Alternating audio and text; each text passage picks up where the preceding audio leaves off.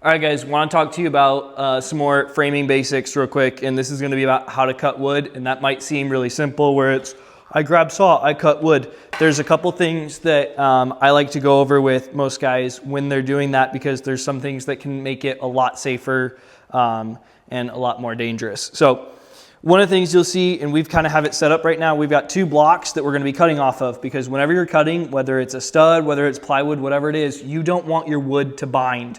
And what that means is as your saw is going through the wood now can actually start to bend into your saw and it starts grabbing the blade and you'll feel like the saw is jumping back on you.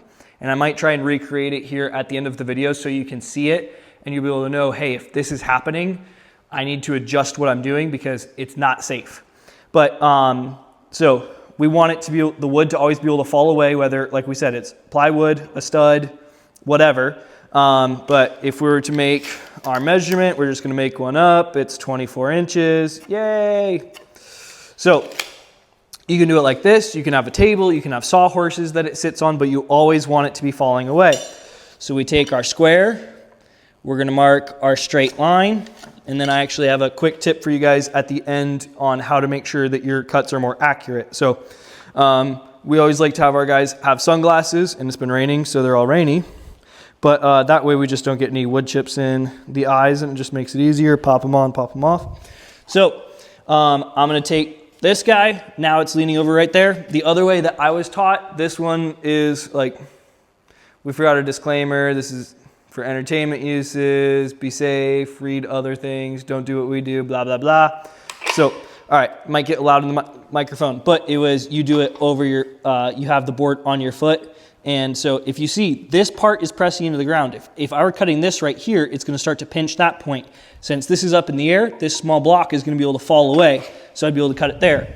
The other way is just grab two scrap pieces, or like we said, if you have a table, sawhorses, whatever. All right, it's going to get loud for just a minute.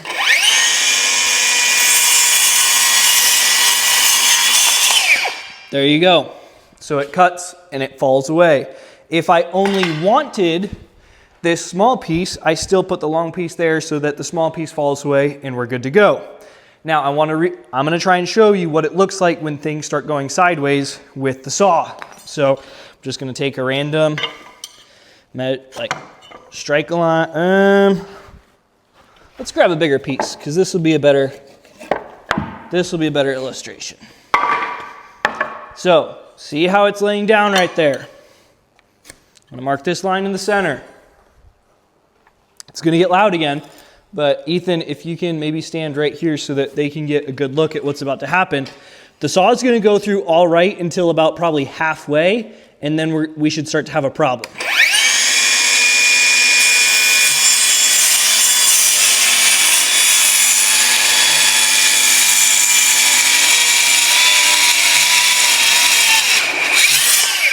So you can hear at that point, the saw is starting to work a lot harder. It's not cutting all the way through. It's not going forward. Now, this one's shorter, so it's not pinching too much, but especially once we get a longer piece of wood, like if, Ethan, we can get real nice and close right here.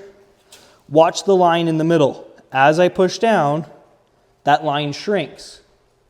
Can we see that on the camera? Yeah. So that's what happens. It ends up grabbing the blade, and that saw starts to kick back on you. And I've had it'll kick back, and since you're trying to push harder to go forward, it kicks back and then you're shoving it forward like that. The dangerous part is if that all of a sudden goes rogue, you've got hands, you've got legs, feet, all kinds of stuff that we don't want to cut, and that's what we don't want to happen. That's why whenever we're cutting, it's up in the air so that it can fall away. So because it gives us more space for that blade the further we go. All right, we'll go over the anatomy of a saw real quick. So you can adjust the depth that your blade is. So usually there's a tab on the back which you can flip up and you can pull it down to where essentially if I were to take my saw, I'm almost not going to be able to cut the piece of wood that I'm going over. And the reason why is sometimes if I want to cut through this board, but I don't really want to cut through the one beneath it, I know that this is 1.5 inches thick. There's a little gauge over here that shows me the sizes. You're gonna have to trust me on it. You can look on your own saw. I'll set it to 1.5 inches, tighten our tab back down, and then I can cut it where I want. And it has all the increments in 1/4 inch measurements, so you can adjust it as you go. So there's that one. A lot of times I like to set my saw to about 1 3/4 when I'm cutting studs, just because it's been easier with the saw and just less contact on the blade. The other one is going to be the angle. Let's say I want to cut this board at a 45-degree angle this way, and I don't have a chop saw. I can adjust the angle on the front over here. So once again, come on, don't make me look stupid. There we go. It loosens up. There's degrees on the front of this with that tab, and I can put it to 45 degrees. I can set it to whatever degrees that my saw allows me to, tighten it back down, and go from there. So just to do, we'll do a quick little demonstration. It'll get loud again.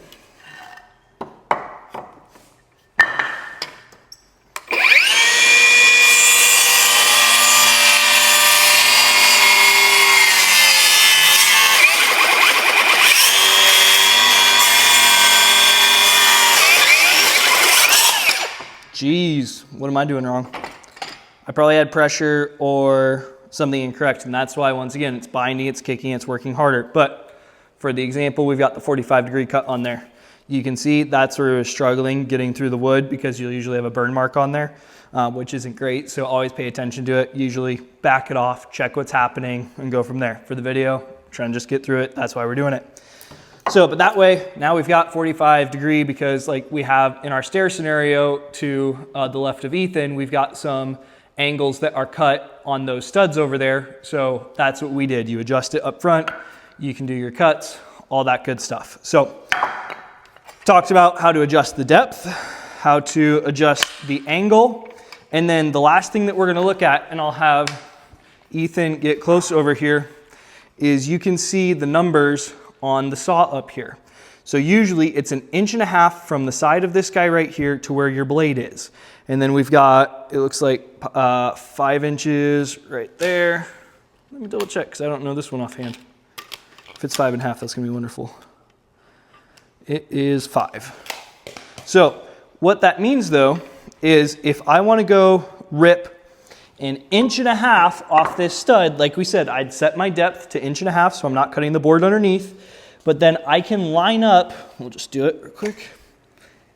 Where are you? Right there. I can line up this rail along the edge of the stud, follow it all the way down, and that means I don't have to strike a line or use a level or use a chalk line, any of that stuff.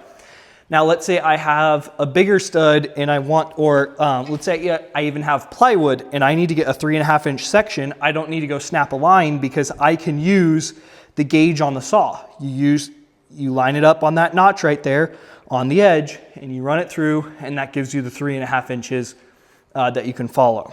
So, cool so far? All right. I told you I'd give you a little tip on how to cut things more accurately. So, here we go. When you're measuring, if I want to measure, and Ethan, I'll have you come real nice and close on this one. I'm going to measure 16 inches, all right? So I make my crow's foot. Now, there's a couple things here. So I want to line, let's see, what's the best way for you guys to see this? My square up. I want my pencil to touch the tip of that mark, and I don't want my pencil to be getting all squirrely as I go. Just hold it steady, hold it in the same spot, push up, push down. I've got a nice straight square line. Now, the question is, do I cut on this side of the line? Do I cut straight down the center of the line, or do I cut on this side of the line? Because that will change the width of your, or the length of your cut. Because if our blade width is about 1/8 of an inch, because it's got those teeth on there. It's about a 16th inch blade, but they've got the little teeth that makes it a little thicker, so it makes it 1/8 of an inch. So if I were to kind of zoom this in, if this is the width of my blade and I were to cut on this side of the line, I have now taken that much off of my cut, because the point of my crow's foot is dead on that 16-inch mark. So if I cut this much, I'm going to be off of my measurement, if that's how thick my blade is, by 1/2 inch. If I cut over here, if I cut right down the center, I might be off by now like 1/4 inch. And if I cut to where the edge of my blade is riding right along that line, it will be perfect for what I'm looking for because we want the edge of the blade to be cutting that. So if you're using a chop saw, if you're using a skill saw, if you're using a jigsaw, if you're using whatever kind of thing with a blade that's cutting, you need to account for, you want to just be shaving almost like down the middle of that line because that's where your point on your crow's foot is. This becomes important because like we just said, we don't want to get that pinching on there, but sometimes the short side is the one that you want to keep.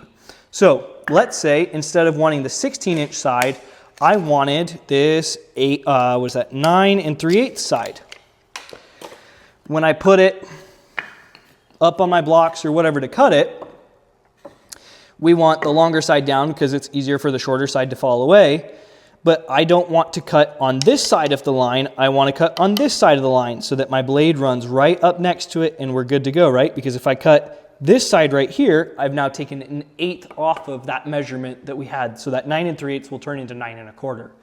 And if I want to keep this side, and if I cut on this side, we'll go from 16 inches to 15 7/8. So that's a way to make a lot of your cuts more accurate. Bonus tip for you guys here at the end. Let's say you have a situation like this, and I can't get my square in here to mark a straight line. What you'll notice is, and it's hard to see on the camera, it's hard to see in person too, but that is not square. And the reason why is when that square is laying down,